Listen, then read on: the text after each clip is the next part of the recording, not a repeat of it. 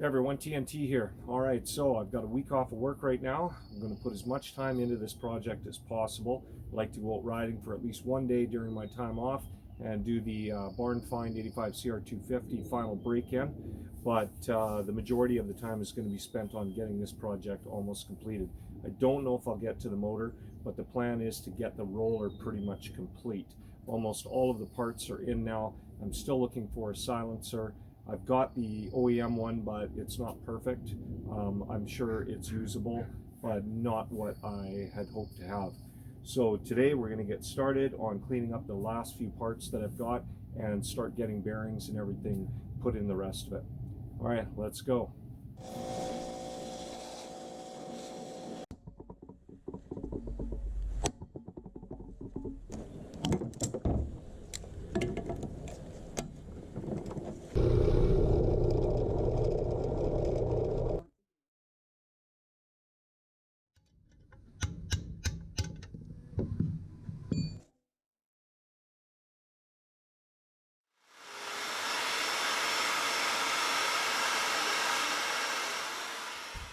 All right, everyone, we got the swing arm all polished up and cleaned up. It took a long time to get this thing cleaned up and polished up. I didn't remove all of the scratches that are in this. There's some pretty deep ones. At one point there, I was actually considering buying another one altogether. So we're going to move on to installing the pivot bearings now. I've got myself a Tusk kit here that I picked up. Makes things a lot easier to install. It's got these different size tools that fit the appropriate bearings, as well as this rod, some spacers, a bearing, and a couple of nuts. And I'm going to show you how this works. Sometimes you need to mark where your bearings are, and when you're inserting them, you want to get them to the right position so that your dust covers fit on properly. But in this case, before I took it apart, I inspected it, and these units right here, when they're installed into the swing arm like such, the bearing actually presses up tight against that. So just put a little dab like that on there.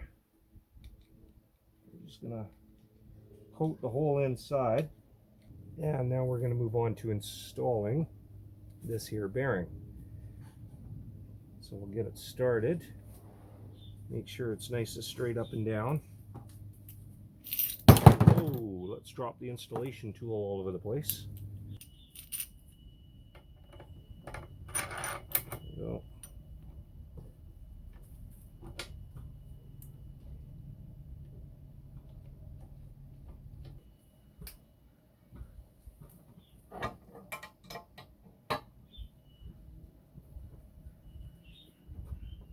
I think we are there. You don't want to push too hard, because if you push too hard, you'll wind up squishing the outer race of the bearing against the pins, and if you do that, the pins are not going to turn inside that bearing.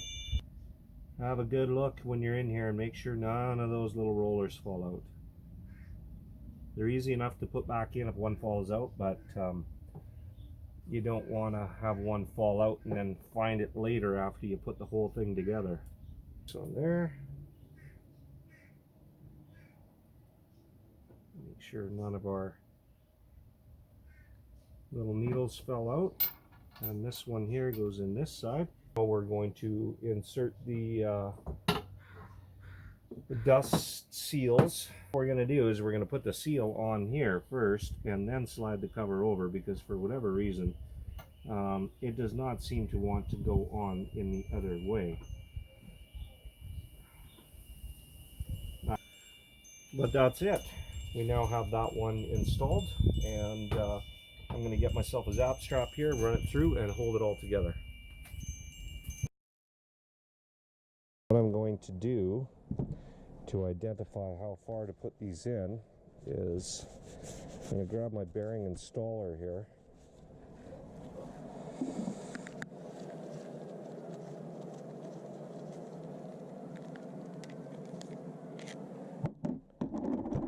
find the right one for this bearing, which appears to be that one.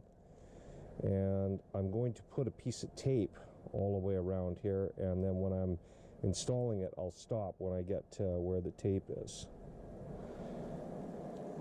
And it should be identical on both sides. Either that, or I can go grab my calipers and I can actually check the distance from the top to where that bearing sits right there. Alright, so I got my calipers, so we'll set them up for 0, and then what you do is on your caliper you've got this little rod that comes out of the bottom. Take the rod, slide it out more than what you need it, and then just slide it back down until it comes into contact. So we are 5.39.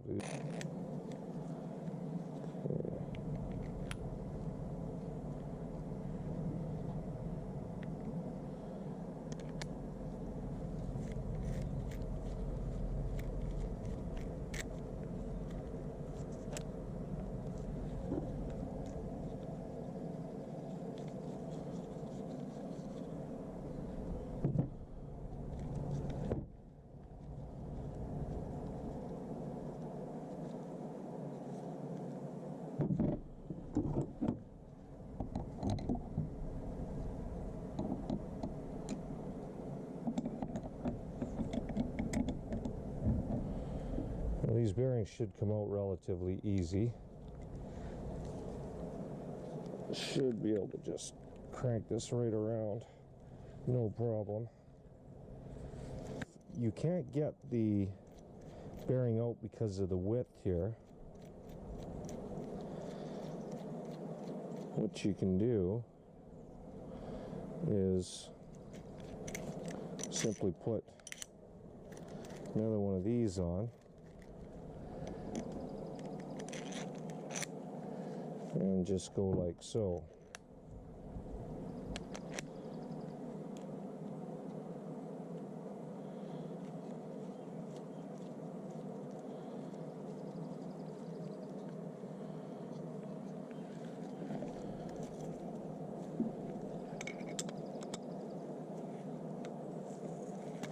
And there, out she comes. Piece of tape is still on there, so we know our depth.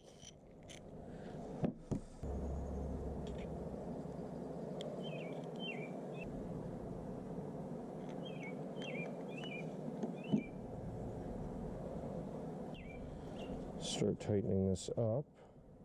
Make sure that it looks like it's all going in nice and straight. These ones are a bit of a challenge, just by the flange that's on the side of here is not always perfectly straight, so when you butt this up against it, it kind of cocks this a little bit to the side, but it should go in no problem. Alright, I think we're just about there. I'm going to stop right there, and I'm just going to take it apart and check it with my calipers to make sure that we're at the right depth. Let's try it over on this side. 5.81. Let's get the next bearing ready here. Where is it?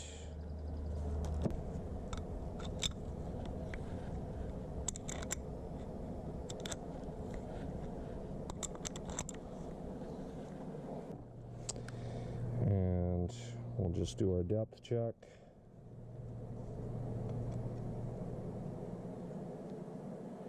.79, so we are 5.8 basically on both sides. We're good to go. Now we're going to put some grease in there. And let's just insert this and see how it goes. Oh yeah, look at that. Absolutely perfect. So now we'll get the seals It should be these ones, the largest ones that I've got. Now they should just press in. You shouldn't have to hammer on them or use any force or anything like that. All right. Now we're just going to put the bushing in. Watch it from this side. Make sure none of your rollers come out. And there we go. That one is finished.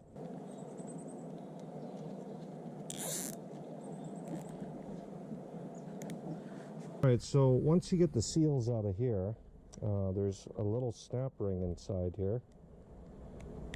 Let's get that out of there. There we go. This one is a bit of a challenge to get out. This one here, we're going to be using the socket trick because these tools will not work, as you can see, and it kind of goes off to the side. So we're going to find a socket that fits in there. This one you can't use your tusk set. You got to use your piece of ready rod. Like so.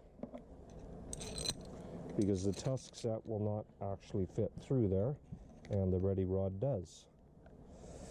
Now we're going to use one of these sockets, put another one in behind it, and just like that, you have your removal tool. Come out relatively easy.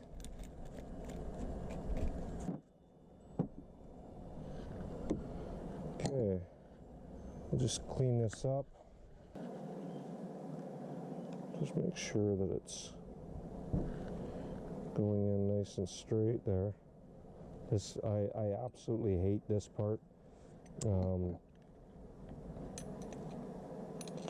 They don't tend to want to go in very straight. I can tell you that right now.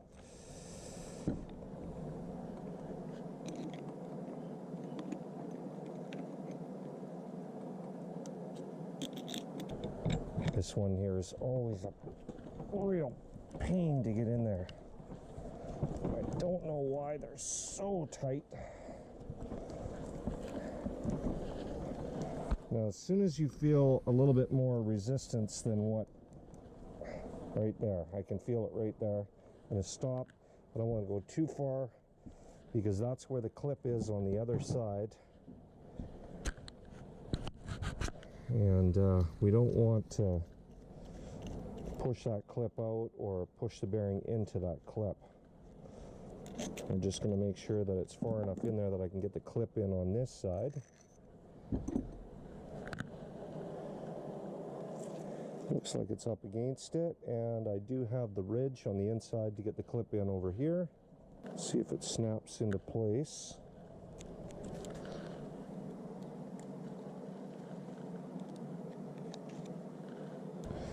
Just put a zap strap through here to hold everything on until the installation.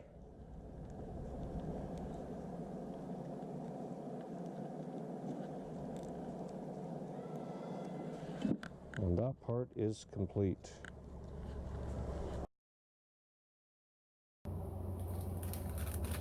Now we move on to the second part, which is a little bit more complicated.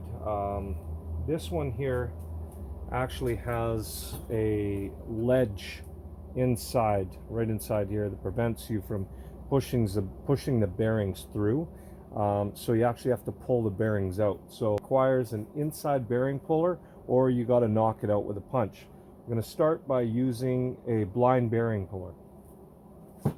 This is the slide hammer part of the blind bearing puller, and this is the collet or tool that you use to insert inside the bearing and then expand. The way that this works is as you insert this, this opens up. As you can see, it's starting to expand, and these little ledges grip the outside race of the bearing or the inside race, depending on what type of bearing you're going to be removing. So we're just going to insert this. I'm going to start tightening it up. You can do this by hand and make sure that we get it in the right position.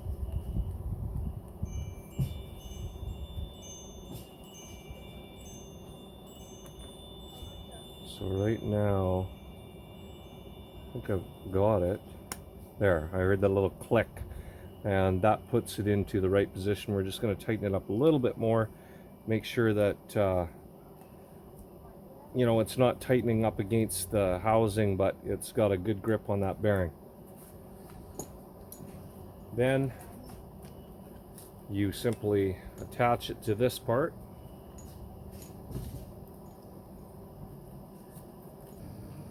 Let's warm this guy up.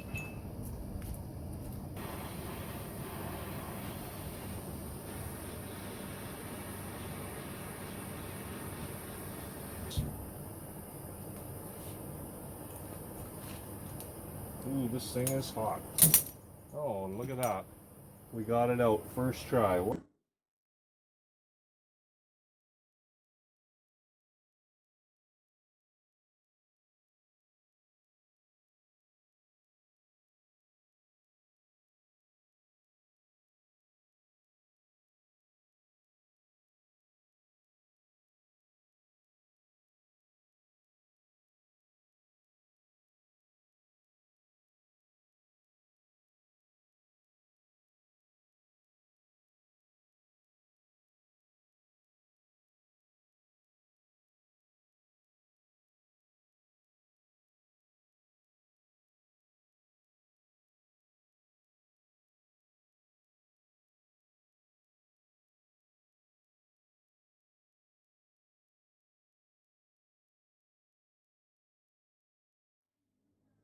All right, everyone, that's going to wrap it up for this update on the cr125. So we got the linkage done, we got the swing arm all cleaned up. Something you didn't see is I took apart the shock. Initially, I wasn't going to rebuild it, but now I've determined that I'm going to have to, because the rubber bumper down at the bottom was shot and had to be replaced. So I've taken the shock completely apart. I was going to mount the forks on the bike today and the triple clamps. Unfortunately, the stem bearing kit that I got, the bottom seal was incorrect. It does not have the right diameter in the center to be able to go all the way down. It's the same size as the top of the stem, and the bottom is tapered to a larger size. So I've contacted the company that I bought the parts from, and hopefully they get back to me tomorrow and ship me out that new bottom seal. Then I can get that mounted. All right, so the next update is probably going to be a bunch of sandblasting. Oh, there's my wife, and now she's in the camera, and she doesn't like that. Okay, so the next update is probably going to be a bunch of sandblasting and powder coating. I've never powder coated before. I got the oven and the gun last year, never had an opportunity to use it. So we're going to get all the motor pieces all sandblasted, get the hub sandblasted, and a bunch of other stuff. And we're going to powder coat it all black, and then we'll be able to put those wheels back together and maybe start getting to put that motor back together. All right, I want to thank everybody for coming out and watching my channel. If you're new to the channel, please subscribe, leave some comments, share with your friends, and if you're a returning subscriber, thank you very much for returning, and I'll catch you next time.